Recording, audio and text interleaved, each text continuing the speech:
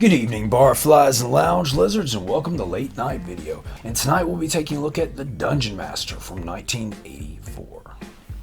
Produced by Charles Band and released by the Great Empire Pictures, The Dungeonmaster is a sci-fi fantasy film and probably the best kitchen sink movie ever made. It has a little bit of everything and is a perfect mix of science fiction, tech, and sword and sorcery.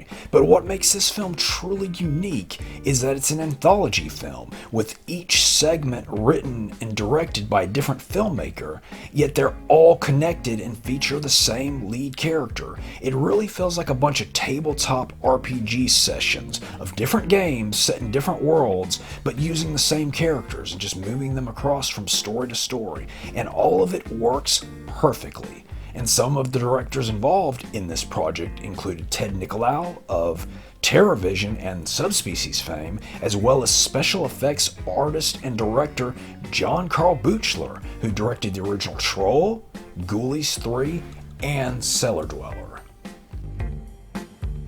The film stars Jeffrey Byron, who actually appeared in the final episode of the original Twilight Zone series. He plays a computer programmer who is sucked into a fantasy worlds in order to go up against an evil magician played by Richard Mull of Night Court fame.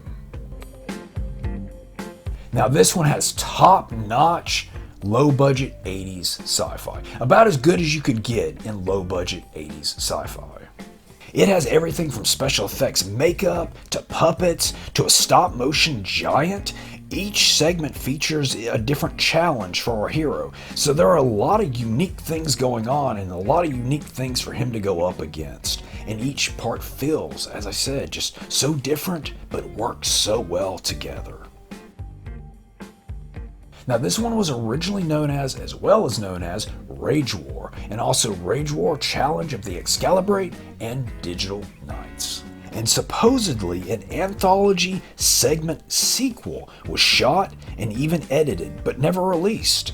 But most importantly, in the segment called Heavy Metal, we find out that Blackie Lawless of Wasp was actually Richard Mull this entire time. Who knew? But I love them both, so it works. Is it wacky? Well, it's not wacky in a whimsical sense, but I could see how someone who is not wackily inclined might consider this one wacky in its merging of genres and tones.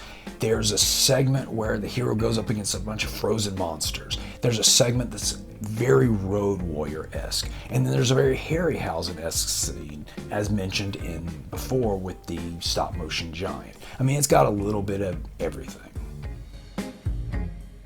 This one has been released on VHS, DVD, and Blu-ray, and it's even on a nice little double feature pack featuring it and Eliminators, another one of my all-time favorite movies, which I've covered on this very channel. I give this one 5 Bull Shannons and a cape and almost a mullet out of 5. This is one of my all-time favorite movies, I will not deny. It's as close to perfect as a movie can be in my eyes.